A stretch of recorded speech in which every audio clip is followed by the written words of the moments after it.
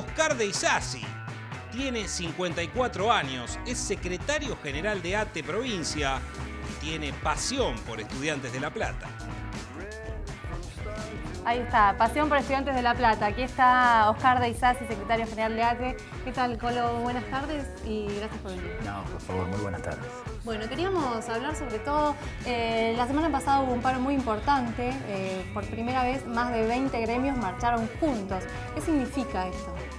Significa que estamos construyendo una unidad de acción contra el ajuste que se profundiza en la provincia de Buenos Aires, que tiene dos componentes, a mi entender, centrales. Primero, que no hay hipocresía. No es que los gremios que nos juntamos no tengamos debates o dejamos de tenerlos a partir de que nos juntamos. Siguen dando los debates hacia el interior del movimiento obrero por las distintas visiones. Pero tiene un segundo componente, que es la responsabilidad que nos toca en este tiempo, en un tiempo donde la gobernadora, sin ningún lugar a dudas, quiere profundizar el ajuste en el 2016 para en el 2017 presentarse, que hay elecciones a diputados, a senadores y a concejales, como los cirujanos que ya hicieron la operación y ahora viene la reparación. Por eso para nosotros es fundamental la unidad, porque el gobierno tiene evaluado el conflicto, sabe que el pueblo argentino cuando hay ajuste pelea. Ellos aprendieron de los 90 como aprendimos nosotros. Lo que quieren es construir un escenario de fragmentación, de tal manera que cada pelea se desarrolle por sí sola, se transforme en derrota, en desesperanza, y cuando uno le gana la desesperanza, asume el sobrevivir, en lugar del pelear por vivir mejor. Por eso me parece que lo que pasó el 19 fue un dato político que no fue menor. Yo creo que la unidad de esos 20 gremios multiplicó la presencia de más de 50.000 compañeros y compañeras, que creo que desde la época de Rucaufo, de los Patacones, que no se veía algo similar. Y dejando en claro que no estamos dispuestos a asumir pacíficamente o pasivamente el ajuste que se profundiza en la provincia. Por eso fuimos en defensa del salario, en defensa de la fuente laboral y contra las leyes de emergencia administrativa que significan el desguace del Estado y una precarización laboral aún mayor, ¿no? Sí, respecto a lo último que estabas planteando, Oscar, la ley de emergencia administrativa, tenemos un audio para compartir del vicegobernador Daniel Salvador. Esto es en Radio FM Cielo, Matías Sáenz lo entrevistó. Vamos a compartir el audio y después seguimos hablando de esta cuestión, ¿te parece? ¿Cómo no? En nada toca esta ley a todos los empleados públicos. En nada pone en riesgo la estabilidad de quienes son empleados públicos. Esta ley sí hace referencia a que, llegado el caso, ante la necesidad de tener que contratar para un tema específico que no pueda ser llevado adelante por gente que ya está en la administración pública, se da la alternativa de contratarlo y cuando cumplen con su tarea dejan de tener pertenencia. Entonces, desde ese punto de vista nosotros estamos convencidos que genera trabajo, que no afecta en lo más mínimo al trabajador en la actualidad y que, bueno, nos da la posibilidad en un tiempo más que razonable de poner en marcha todo este plan de obra pública que está necesitando la provincia. Bien, ahí la palabra de Daniel Salvador, vicegobernador de la provincia de Buenos Aires. Hablando de que los trabajadores que están en planta permanente no tendrían ningún inconveniente con esta nueva ley, pero sí con los contratados, ¿no? ¿Esto es así realmente? Dice dos cosas, Salvador, dos cosas que yo no comparto. En primer lugar, el tema de que no es precarización laboral y que no afecta a los trabajadores, y en segundo lugar, que el objetivo es agilizar la obra pública también de esta ley. No comparto que no sea precarización laboral porque esta ley genera un contrato que se llama contrato autónomo, muy similar al que ya tiene la ley de 430, que es la que rige a los trabajadores del Estado provincial, pero con dos componentes diferentes. El primero es que dice expresamente que ese contrato no implica los pocos derechos que le da la ley de 430 al trabajador, o sea, quita derechos. Y por otro lado, esa misma ley dice que no genera expectativa de continuidad laboral. ¿Qué quiere decir esto? Que va a haber un nuevo fraude laboral. En la provincia de Buenos Aires, por ese tipo de contratos o similares, tenemos 10.000 trabajadores auxiliares de la educación que todos los días van a las escuelas a cocinar a los pibes y a limpiar las escuelas. 5.000 trabajadores de la salud, vigiladores, personal de limpieza, enfermeros que en algunos casos hasta son jefes de salas en lo cotidiano, que están como becarios, otro fraude laboral. Esta es una herramienta que va a ser otro fraude laboral donde quita derechos y además le genera la imposibilidad de pasar a planta permanente como han hecho muchos otros trabajadores. Hay otro aspecto de esa ley que por ahí no nos lo preguntan porque no es nuestra representación, nos preguntan en general la cuestión de la representación sindical, pero esta ley lo que hace es facilitar la incorporación del sector privado en relación con el Estado para desguazar lo poco que queda del Estado provincial. ¿Por qué decimos esto? Porque una empresa, por medio de esta ley, que antes tenía que estar en el listado de proveedores del Estado o en el listado de licitadores del Estado, por lo menos tenía que probar previamente hacer un contrato que pagaba impuestos, mínimamente. Ahora la empresa no va a ser necesario que esté en un listado de proveedores. Podrá inscribirse después. ¿Cuánto más después? Eso va remitido a la reglamentación después de la ley. Y un segundo elemento que muestra que en realidad lo que están haciendo es abrir las puertas a los negociados es los organismos de control. La Fiscalía de Estado, la Asesoría General de Gobierno, la Contaduría General de la provincia son organismos de control, son los que dictaminan si es legal o no una contratación. Por medio de esta ley le dan 10 días hábiles a esos organismos para dictaminar si es correcto o no.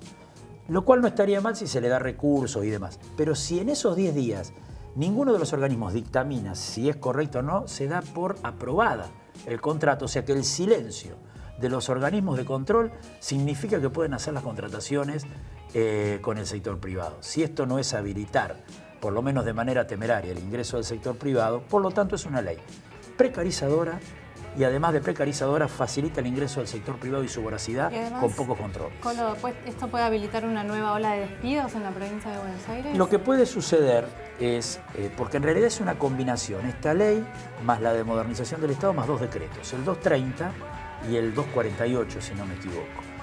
El 230, ¿qué hace? Le da facultad a los ministros, como si fueran señores feudales, como en Juego de Tronos, que ponen feudos en distintos lugares. Le da facultades a los ministros para que nombren personal, dejen cesante personal, recategoricen, pongan valor de la hora extra y puedan contratar a las empresas privadas. ¿Bien? Bien. Y el 248 congela las vacantes en la ley 10430. Por lo tanto, por un lado, se congelan las vacantes por la ley 10430, el único mecanismo de ingreso que quedaría es el contrato autónomo con pérdida de derechos. Primer interrogante, ¿qué pasaría con los 10.000 temporarios mensualizados que vence el contrato el 31 de diciembre, en el mejor de los casos? Estando congeladas las vacantes en la ley 10430. Deberían ingresar, si no se descongelan, por el contrato autónomo. Perderían derechos. ¿Me siguen? ¿Qué pasaría con los 5.000 becarios que mencioné anteriormente cuando se le venza la beca o se le limite? Si están congelados los ingresos por los mecanismos formales. Lo único que quedaría por ingresar es el contrato autónomo, fraude laboral. Por eso pone en riesgo la fuente laboral, pero además precariza las relaciones laborales de los que hoy están trabajando sin estabilidad en el empleo. ¿Qué hace el decreto 230? El decreto 230 le da facultades a los ministros, para contratar las empresas privadas. Por un lado la ley derriba controles y por el otro lado quienes van a contratar son los ministros. ¿Y por qué? Y uno empieza a ver quiénes son los ministros y tomamos 2 ejemplos. El ministro Villegas, Marcelo Villegas, ministro de Trabajo, gerente de Telecom, fue gerente de Walmart, es decir, es representante de los grupos económicos en el Ministerio de Trabajo. Veamos agroindustria, el Ministerio de Agroindustria. Sarkis, el ministro, fue gerente de Monsanto. Es decir, se está legislando para que los representantes de los grupos económicos, con su voracidad rápidamente puedan desguazar el Estado en función de los intereses de esos grupos. Es lo que está pasando y a eso le sumamos la precarización laboral. Por eso sería importante. Y, a ver, el Frente Renovador es consciente de esto, porque nosotros nos reunimos con el presidente de la Cámara de Diputados y todos los presidentes de bloque y estuvimos 1 hora explicando las razones por las cuales nos oponíamos a esa ley de emergencia administrativa. Razones que también se van a llevar mañana al paro nacional. Comentame un poquito cuáles son las consignas más importantes de esta protesta. Se van a llevar la semana que viene para que se declare inconstitucional en la Suprema Corte de Justicia. Vamos a hacer una presentación y mañana también va a ser un ingrediente más, aunque el eje central del paro y movilización del día de mañana es el rechazo a la oferta salarial ya concretada para los trabajadores del Estado Nacional del 31% en cuotas, que termina siendo el 27% anualizado, la exigencia de la reincorporación de los despedidos, que son muchos en el Estado Nacional, el fin de los despidos y que se inicie un proceso de pase a planta permanente de los miles de precarizados que hay en el Estado Nacional. Mañana paro en todo el país, todas las jurisdicciones, Estado Nacional, provincial y los municipios, y movilización en lo que hace a Capital y Provincia de Buenos Aires, al mediodía en el Ministerio de Economía, ahí al costadito de la Plaza de Mayo. Bien, la semana pasada, el día jueves, se aprobó en el Congreso Nacional la ley antidespidos. Diferentes sectores de la oposición se unificaron para redactar esa ley y llevarla adelante. Y después al otro día fue vetada por el presidente Mauricio Macri en Cresta Roja. Te invitamos a compartir el audio de Macri y después seguimos hablando sobre este tema. Porque ellos creen que los argentinos no podemos vivir en libertad. Y por eso nos proponen leyes que congelan el empleo, cepos al trabajo. Por eso hoy, en uso de esta facultad constitucional que tengo, voy a vetar la ley que para mí es antiempleo. Es una ley contra los argentinos. Una ley que demuestra que no confiamos en nuestro futuro. Escuchábamos la palabra de Mauricio Macri y prácticamente 2 o 3 aplausos nada más recibió el anuncio de esta medida, muy antipopular realmente. Te queremos consultar cómo pensás que se van a agrupar las diferentes centrales obreras respecto a esto. Anunciaron que iban a llevar adelante medidas de fuerza. ¿Se podrán unificar nuevamente los reclamos? ¿Se acordó la triaca? El otro día en un programa, me quedé pensando en un programa de televisión que estaba y pasaron una triaca cuando hablábamos de los despidos. La triaca decía no solo que no había despidos, sino que había crecido el empleo. Y resulta ser que Macri llega a la conclusión que la ley antidespidos atenta contra la fuente laboral de los trabajadores. Es una cosa, la verdad, que es llamativa la explicación. En primer lugar, quiero decir que lo que Macri muestra es una decisión consciente de un gerente de los grupos económicos que está dispuesto a comerse el costo del conjunto de la sociedad para defender esos intereses. Porque en realidad la ley antidespido lo que cuestiona es el modelo económico. Porque la desocupación no es un fenómeno no querido por el modelo económico. Es una condición necesaria para abaratar la mano de obra, que es una de las formas de ganancia de los grupos económicos que no le interesa el compre nacional, sino la exportación, le interesa en otros mercados. Por lo tanto, si hay un alto nivel de desocupación sumado a la precarización laboral, la amenaza permanente de perder el empleo y ir a un mundo del cual es difícil volver, obra como disciplinador. La famosa conversación. Bueno, limpia el piso con la lengua. Y si no te gusta, hay 100 esperando. Y uno que tiene 3, 4 pibes para darle de comer, tiene que pensarlo 2 veces. Entonces, se entiende que es una decisión consciente de un gerente de los grupos económicos que sabe que si la ley antidespido funciona, tiene que venir acompañada de la generación de empleo, de la protección de los pequeños y medianos productores, cambia el modelo económico. Claro, por eso no podía ser de otra manera. En relación a las centrales sindicales, yo digo que es muy probable. La unidad es como un micro, para mí, ¿no? O sea, porque nos subimos todos a un micro y vamos para adelante. Por ahí se te bajan 3 y no sabes bien por qué se bajaron. Seguís, se te bajan otros 2 y no sabes bien por qué se bajaron.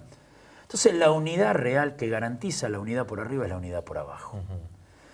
Y hay condiciones, porque a mí que no me digan que si no vas a un hospital o vas a la escuela, se juntan médicos, enfermeros, docentes, auxiliares, y dicen, ¿por qué no se juntan? Que esto es un desastre. Hay condiciones. Entonces, la verdadera unidad, la que garantiza la sonrisa de quienes queremos la unidad, y por ahí los que no la quieren estén obligados a juntarse, es la que se hace por abajo. Por eso me parece que en este proceso es clave. No se puede hacer una asamblea de docentes a las 10 de la mañana y de auxiliares a las 11. Hay que hacer una asamblea de auxiliares y docentes en el mismo momento. Y si la cooperadora está también interesada por defender la escuela, con la cooperadora. En los hospitales no se puede hacer una asamblea de profesionales a las 9, una asamblea de los auxiliares a las 10. Hay que hacer una asamblea todos juntos.